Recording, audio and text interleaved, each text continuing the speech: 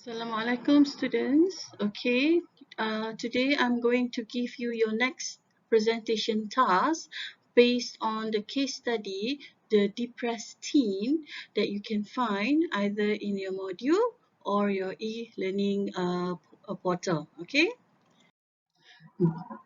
this presentation involves first by you reading the case study, the depressed teen.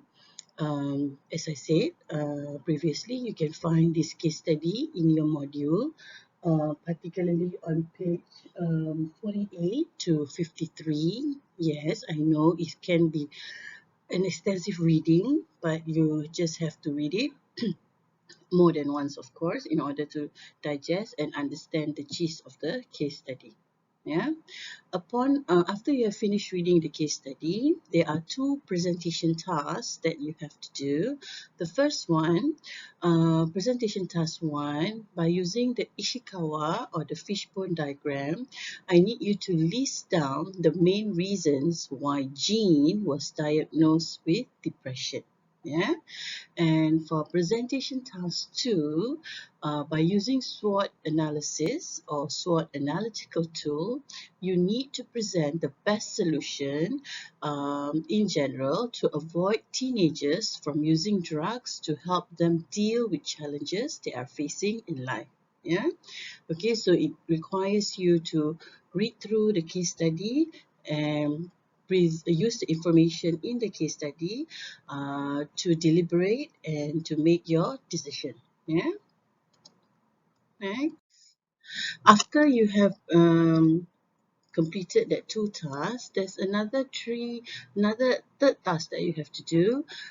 The question is, what would you do to help these people in the following situations?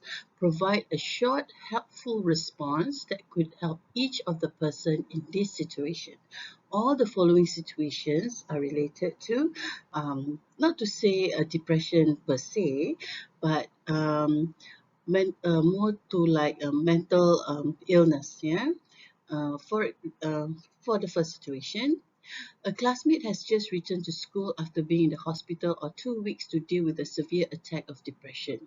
She or he is scared to come back to class out of fear that you may stigmatize him, her, or for his or her mental health challenge. Okay, and what does this mean by stigmatize? Okay, stigmatize meaning, or it comes from the word stigma, meaning that you have this pre-notion judgment, or you associate, for example, when people is diagnosed with depression or overly stressed. Okay, immediately we think about um, uh, with someone with mental sickness, we associate to being crazy. Yeah, this is the stigma. Yeah, so what sort of helpful response would you give to this person? Okay, situation 2. A friend in your group is struggling with anorexia or weight loss that occurs from not eating. Friends in the group have noticed this person's weight loss and are worried about his or her health. Today, all of you plan on talking to your friend. What would you say to your friend who is, might be suffering from anorexia? So think about it. And situation C, a classmate gets severe panic attacks, especially when a big test is coming up. The teacher has announced that next Friday there will be a midterm test. You could see your classmate is already becoming worried. So what would you do to ease his anxiety or his panic attacks? So based on these three situations, provide a helpful response to help all these three people in these situations to cope with their mental illness challenges. Yeah. Okay. So next, the due date for this task is 20th May 2020. Okay, so you have ample time to prepare for your presentation.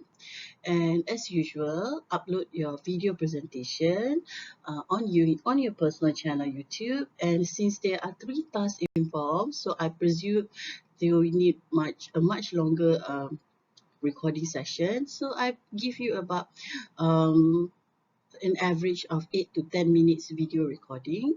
Upload it on your personal YouTube channel, and then you provide the link to your YouTube channel, inclusive your name and metric number for my reference.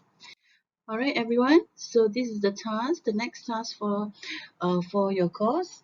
It carries around another 10 more percent. There will be another upcoming two more presentations, if I'm not mistaken. So I look forward to receive all your video recording, and I will see you in your next task. Good luck and selamat berpuasa.